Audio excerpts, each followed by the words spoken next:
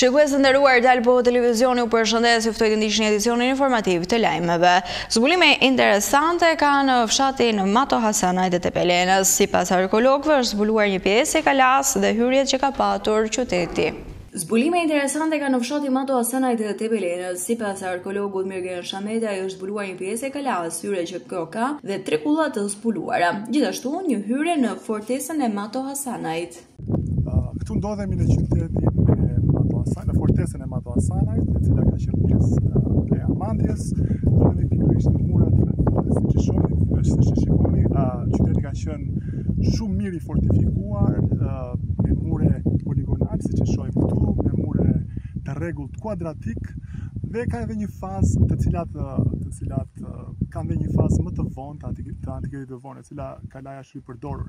Muret është ndërtuar me bloqe të mëdhenj, siç përmenda, po gjithashtu është përdorur dhe terreni, i cili është shumë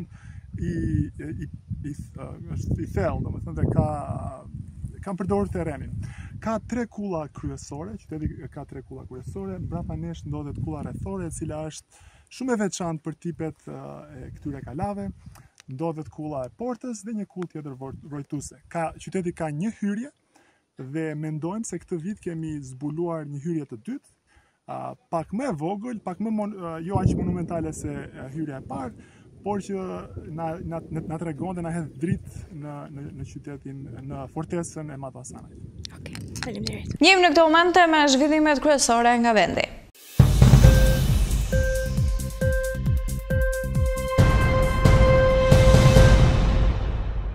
Ministri i Kulturës, Ekonomisë dhe Inovacionit, Blendi Goxha, është shprehur se tregu i punës vijon të shënojë një përmirësim në tremujorin e parë 2025, duke reflektuar një rritje të mundshme ekonomike nëpërmjet politikave aktive të punësimit. Ai ka theksuar se shkalla e punësimit për moshën 15 deri në 64 vjeç ka arritur në 69.5%, me një rritje 1.2% krahasuar me vitin 2024 në periudhën e fazës së parë. Gjithashtu, shkalla e papunësisë për moshën 15+ ka zbritur në 8.7%, me një ulje prej gati 0.1%, krahasuar me vitin 2024. Ai ka theksuar se këto rezultate bëjnë Shqipërinë më mirë me vendet e tjera të Bashkimit Evropian.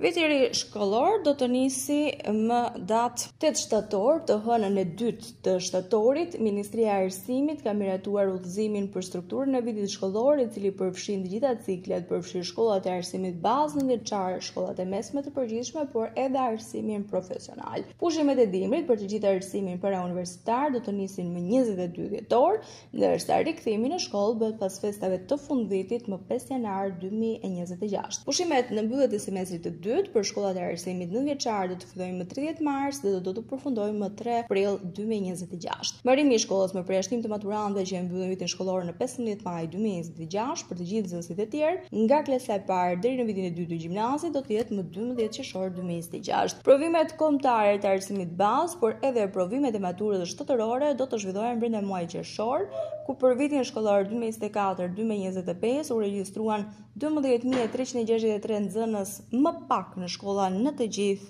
Shqipërinë krahasuar me vitin paraardhës. Më pak nxënës pritet të jenë edhe këtë vit shkollor, nxitur dhe nga emigracioni dhe ulja e lindshmërisë. Tjetër sfidë është edhe siguria në shkolla, për cilën prindrit shpeshherë kanë kërkuar shtim të numrit të oficerëve të sigurisë dhe psikologëve shkollor, duke marrë shkas nga të gjitha veprimet, incidentet dhe veprat e rënda që kanë ndodhur përgjatë vitit 2024-2025.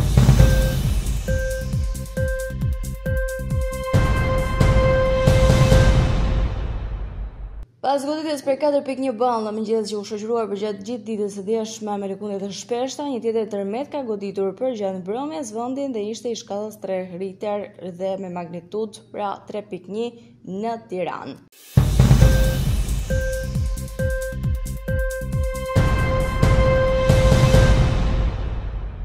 Ekonomia shqiptare vijon të shfaqë një shenjë të qëndrueshme të ekonomisë sipas të dhënave të publikuara nga Instati. Produkti i brendshëm bruto në terma real u rrit me 3.39% në tremujorin e parë të vitit 2025 krahasuar me të njëjtën periudhë të një viti më parë. Referuar të dhënave, kontributi më i madh në këtë rritje i përket sektorit të administratës publike, arsimit dhe shëndetësisë, i cili shënoi një rritje të ndjeshme prej 18.92%, duke kontribuar në 2.24 pikë përqindje në totalin e brendshëm bruto. Kjo rritje lidhet ngushtë me rritjen e shpenzimeve publike, investimeve që ka bërë qeveria në arsim.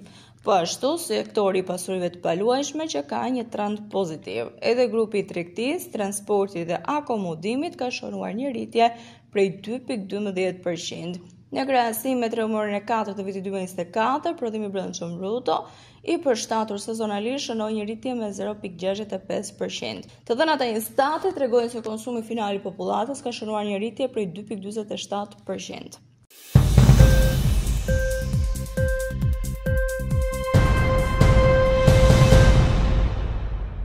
Gazeta e përditshme britanike Telegraph e ka renditur Bregdetin shqiptar në listën e 10 vendeve më të mira në Europë për pushime në plazh. Shqipëria, Majorka apo Malizi shmangni vendet me turistë të populluar dhe drejtohuni brenda këtyre vendeve, destinacioneve dhe sekreteve bregdetare që janë nga vendet më të bukura, duke nisur qoftë nga pjesa e arkitekturës e deri tek plazhet Bregdeti e Mahnitës.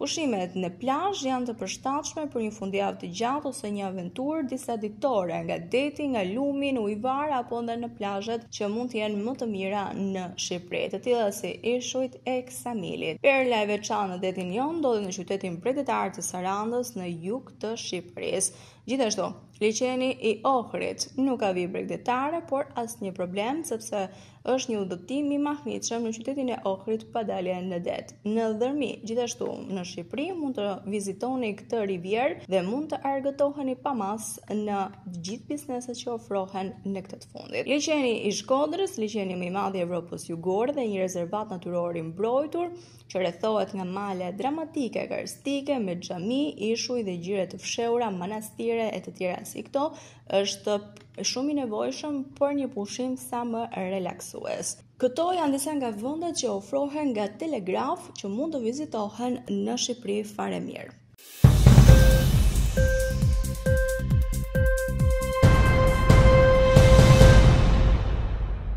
Një valë e fuqishme të nxehtit ka përfshirë pjesën më të madhe të Evropës, duke shkaktuar temperatura përvoluese dhe alarm shëndetësor në shumë shtete.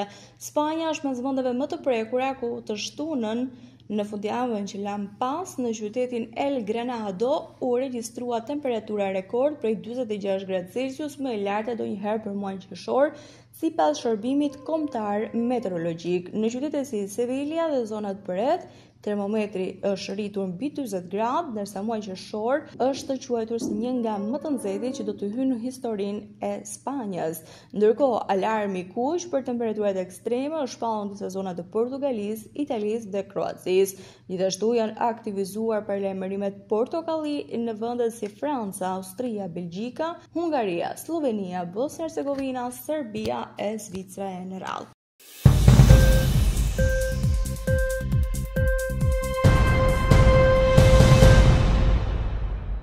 Presidenti Volodymyr Zelensky ka nënshkruar një dekret për tërheqjen e Ukrainës nga një traktat ndërkombëtar që ndalon përdorimin dhe grumbullimin e minave toksore kundër personit, ka thënë ligjvënës Ukrainas. Roman Kostenko, kreu i Komitetit për Sigurinë Kombëtare, Mbrojtjen dhe Inteligjencën e Parlamentit të Ukrainës, ka njoftuar këtë përmes një deklarate në Facebook. Sapo jam informuar se presidenti i Ukrainës ka nënshkruar një dekret që zbaton vendimin e Këshillit të Sigurisë dhe Mbrojtjes Kombëtare të Ukrainës për tërheqjen e shtetit nga Konventi e Otavës, ka thënë ky fundit. Zelensky ende nuk ka konfirmuar zyrtarisht deklaratën e Kostenkos.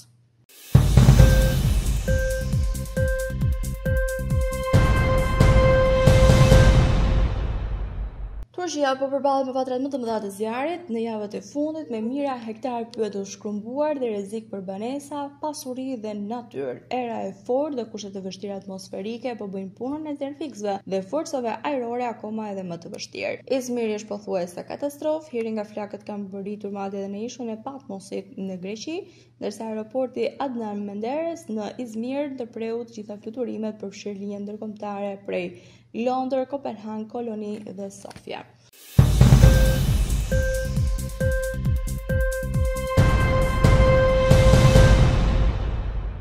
Ishte gjithçka e përgatitur për këtë edicion informativ lajmesh. Unë ju falenderoj për vëmendjen tuaj. Bashkë mirupafshim.